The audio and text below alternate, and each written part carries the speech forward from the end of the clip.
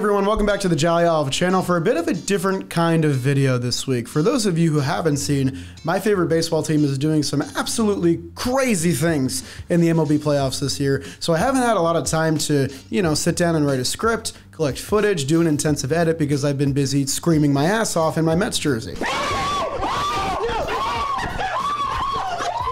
I've kind of wanted to try new styles of content for a while now for a potential second channel that may or may not ever be coming. Why don't we try it this week in kind of a weird week anyway, and if people like it, then that's kind of my okay to maybe start trying to do that stuff more often. I'm doing a World Series tier list since the year 2000. That's right. This one is for my Gen Z people, my Zoomers. Gotta go fast. We're gonna rank 24 World Series here. I have 5 tiers devised. My top one, this is why we love the game. Good sports entertainment, which the word entertainment keeps bleeding into the third row there, and it's really bothering. You know what, let's go look for some entertainment synonyms really quick. Good sports clam bake. The direct synonym for entertainment.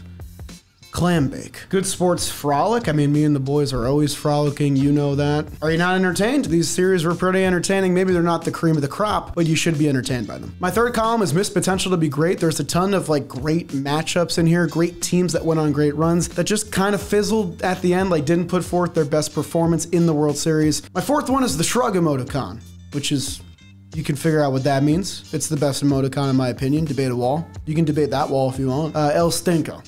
Appropriately named. So why not start at the beginning? The 2000 World Series is our first one, Mets versus Yankees. I was 1 year old, so I don't have memories of this because I was a baby, guys. The 2000 World Series, I think, is the perfect one to go in missed potential to be great. It's a 5-game series with no real iconic moments. The Yankees win it in 5. They have a couple comebacks against Armando Benitez, a name that I'm not allowed to say in my own house because my dad will get really mad. And as for the Yankees, they obviously get their three-peat, but you think of the 98 Yankees and even the 99 Yankees before you think of the 2000 Yankees, a team that kind of just walked their way to the AL East in a really weak division year and then just did their thing in the playoffs. So kudos to them. That'll go in our middle tier to soft list. The 2001 World Series is next. That is the easiest S tier maybe in this entire video.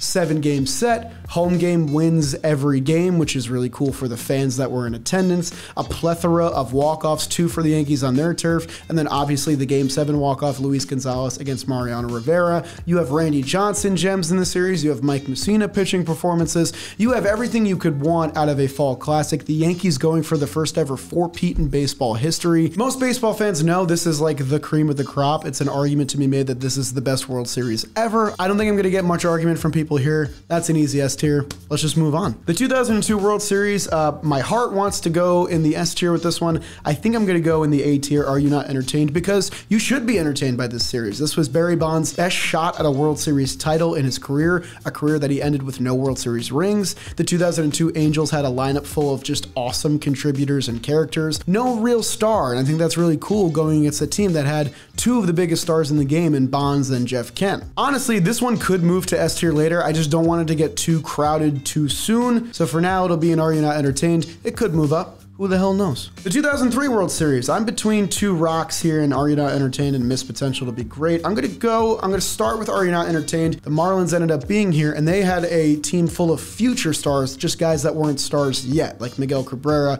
Josh Beckett, who threw a shutout in Game 6 and got the final out of the series, Alex Gonzalez with the walk-off hit in Game 4 that really propelled them to win the series. They were down 2-1, came back home to Florida, got that win in 12 innings, and then went on to win the series in 6 games. So some great moments here, just not one of the all-time greats. So I'm gonna have them sit in B for now. We'll see. They might move down. I don't know yet. And now we go to kind of a bit of a dud era in World Series history. This is the 2004 World Series. The Boston Red Sox, a team that many hold as iconic and one of the most important teams of their lives. Obviously, the Red Sox went down 3-0 in the ALCS, made the comeback in 7 games to win 4-3, and had all the momentum in the world going into this World Series. They took on the Cardinals. They swept them in 4 games, and none of the games were particularly close. You had kind of a barn burner in Game 1, an 11-9 finish, and then every other game was just very much in the Red Sox favor. And it's a shame because this isn't a a World Series winner tier list, because if it was, the 04 Red Sox are near the top. This is a World Series tier list. This is about the matchup in the games themselves. The Red Sox just kind of won, and that was it. And that's kind of the summary of the series. That's going to go in my El Stinko, unfortunately, because even though I think the world wanted to see the Red Sox win, the games themselves were not very theatrical or dramatic. Up next, we have the 2005 World Series, back-to-back sweeps and back-to-back World Series. The White Sox take it over the Houston Astros. This one's weird. I know a lot about both of these teams. This was a pitching-heavy World Series. The Astros had Clemens, Pettit, and Oswalt. The White Sox, of course, had the rotation that made their bullpen almost just useless in the series prior and this World Series as well, between Burley, Jose Contreras, Freddie Garcia, all those guys just throwing the pill. John Garland should get mentioned here as well. Paul Konerko had a big home run in the series, but again, I find this one especially deflating because of Game 3. It's a game that went 14 innings. The Astros' first home game of the series. They could have seized back the momentum, won that game, and who knows what could have happened in the series, but instead, the White Sox got another great performance out of Mark Burley in the bullpen, and they just kind of won the game, and then a 1-0 final after that game just made the series kind of go out with a little bit of a fart, just a little,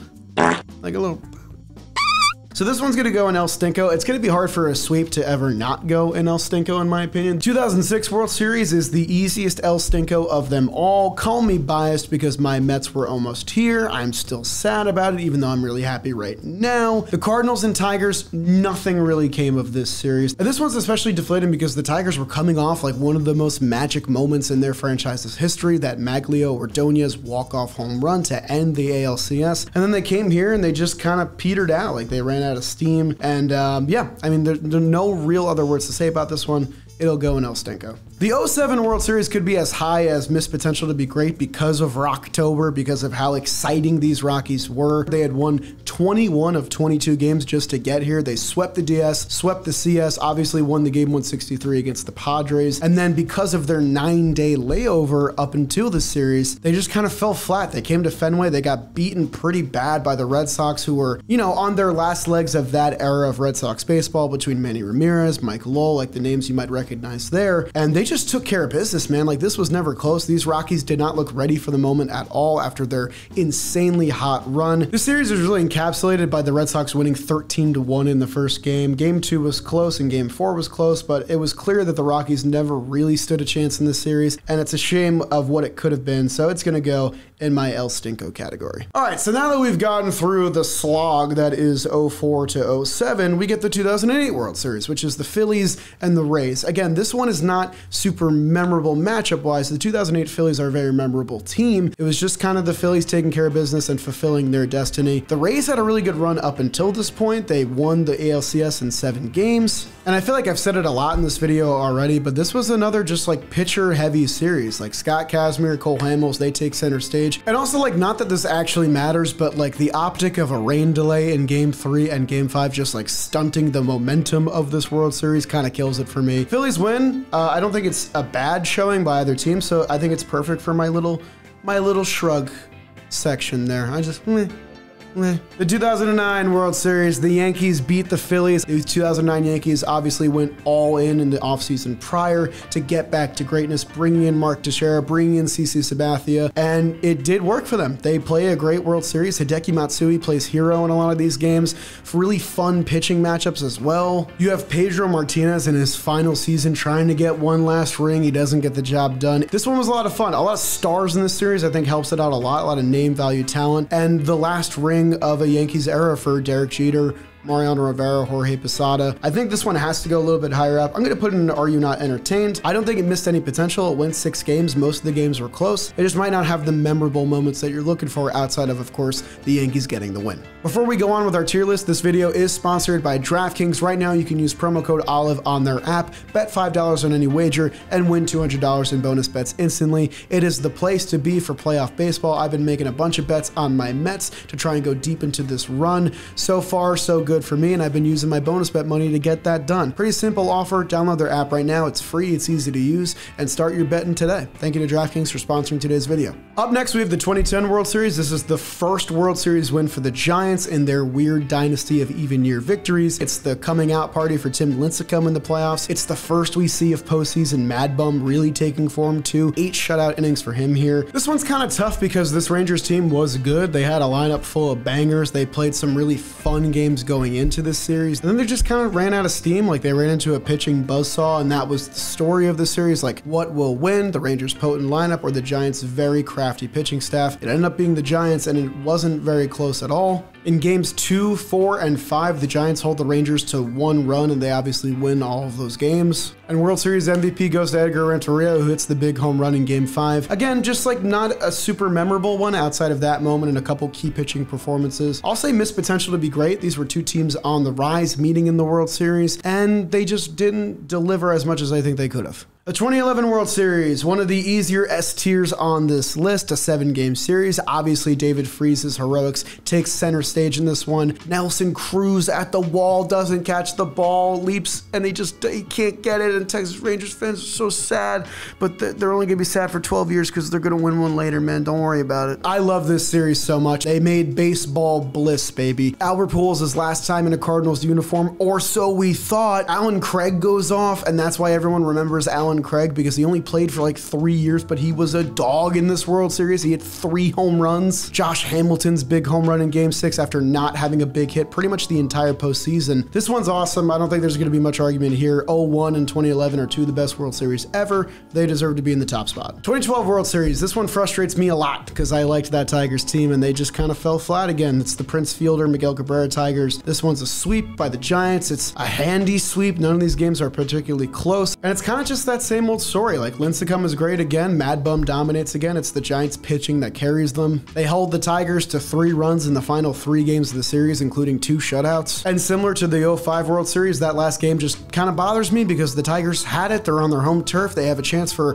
a heroic win to turn the tide of the series, and then they just don't get it done. And that's it. 2013 World Series. This one's an interesting one to play, so I'm going to put it in Are You Not Entertained for now. This is a great series with a lot of unforgettable moments as well. Obviously, the Boston Red Sox in this series, they get the win. They're coming off the Boston Marathon bombings. The city comes together for this magic run. A team that wasn't expected to do a whole lot. A year after finishing in last place in the East, they go on to win the World Series. John Lester has some of the most unforgettable pitching performances of his career in this series. Koji Uehara was a man on a mission getting his postseason redemption. This series is great because they split the first 4 games, so it's 2-2 in game 5, and along the way you get 2 of the weirdest finishes I've ever seen in World Series history. One is an interference call running to home plate as Alan Craig. They get the walk-off win in the just weirdest fashion ever. Game 4 ends on a pickoff of all things, Koji Uehara against Colton Wong, and then the Red Sox just get that iconic finish at the end, the strikeout against Matt Carpenter. It's gonna go up there for me. It might even get to the top spot, who knows?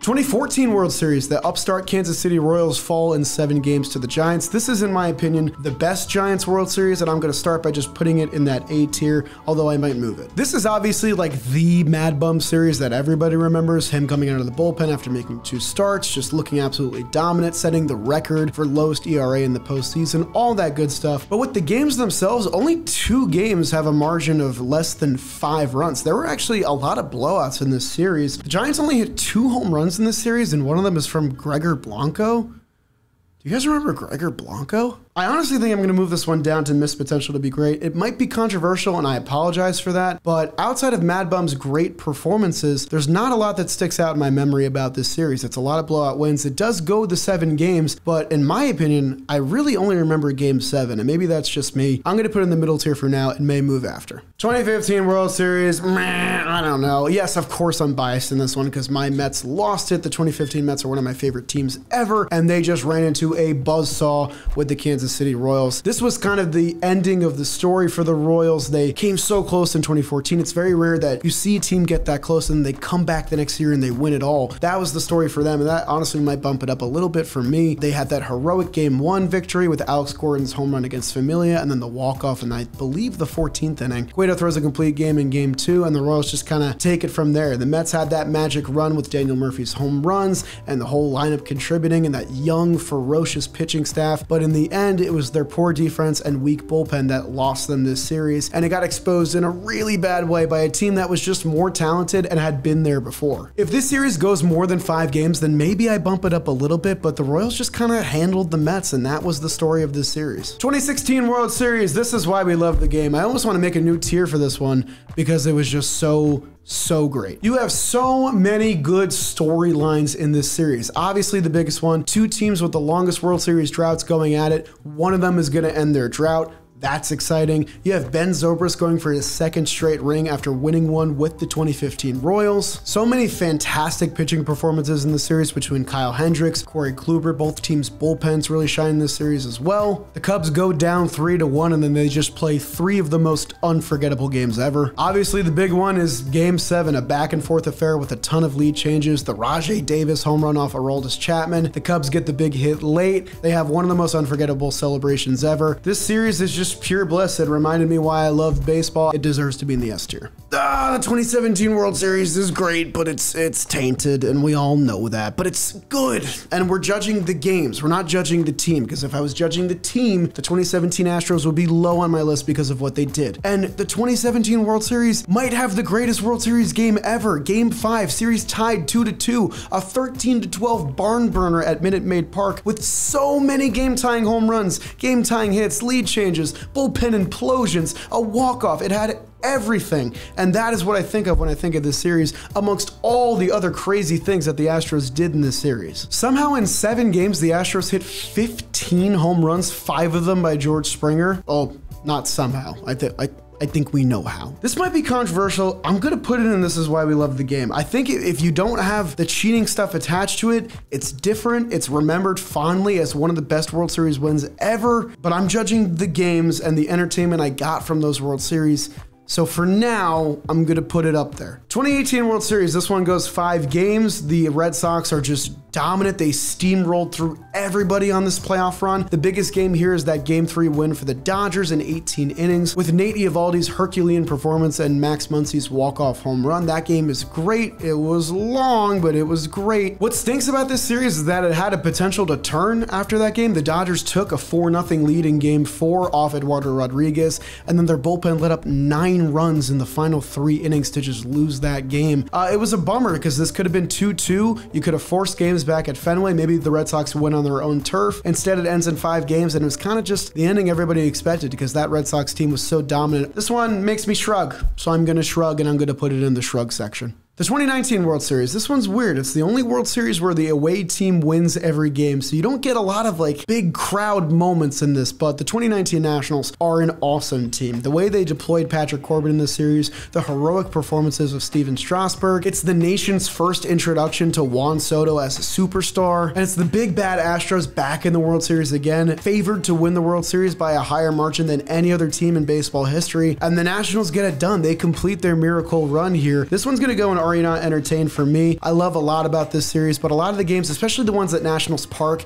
just weren't that entertaining. For reference, the Nationals scored 17 runs in the first 2 games of the series at Minute Maid Park. Then they come back home for 3 games. They score 3 runs in 3 games. But it doesn't end up mattering because they get the job done here. So I'm going to put it in the A tier there. Lots of fun stuff here, just not quite one of the best. The 2020 World Series is good fun. Unfortunately, through no fault of its own, it's going to go and miss potential to be great because there's no crowd. The crowd is what makes a lot of World Series moments memorable. Like the roar of people in attendance living and dying on every pitch is so fundamental to what makes the MLB playoffs great, not only the World Series, and there was barely anyone in attendance for obvious reasons. So this one kind of just gets discounted. You have one of the craziest finishes in World Series history with Brett Phillips's walk-off hit. Randy Arozarena stumbles around the bases. It's all-time disaster. The ball skips away. He scores anyway, and we go dancing and sailing into the outfield. You have Blake Snell getting pulled in the 5th inning of a game he was dominating. The Rays end up losing that game. That becomes a point of discussion for the next 5 years. And it's a shame because most of these games are close. They're fun to watch. Clayton Kershaw gets postseason redemption here. Randy Arozarena is setting World Series home run records, but there's no crowd. Like, it stinks, but there's no crowd. It's going to go in the C tier. I'm really sorry, Dodgers fans. We have the 2021 World Series here. The Braves over the Astros. This one went 6 games. The Braves won it at Minute Maid Park. And I will say that the Braves just they handled business. They had that bullpen that that was shutting down everybody. The night shift is what they called it. Freddie Freeman came up with some big moments. Obviously, Jorge Soler hits the Game 6 home run that pretty much wins the game for them. Max Fried pitches dominantly in that game. Something that might have put it over the edge for me was the Braves winning on their home turf in Game 5. They hit the first inning grand slam in that game, and then they just ended up not being able to pull it out. They scored 1 run the rest of the way. The Astros put up 9. This one's going to be missed potential to be great. I think you had a really good Astros team, a Braves team full of steam. The games weren't as close as you might want. It was more defined by starting pitching, and in the end,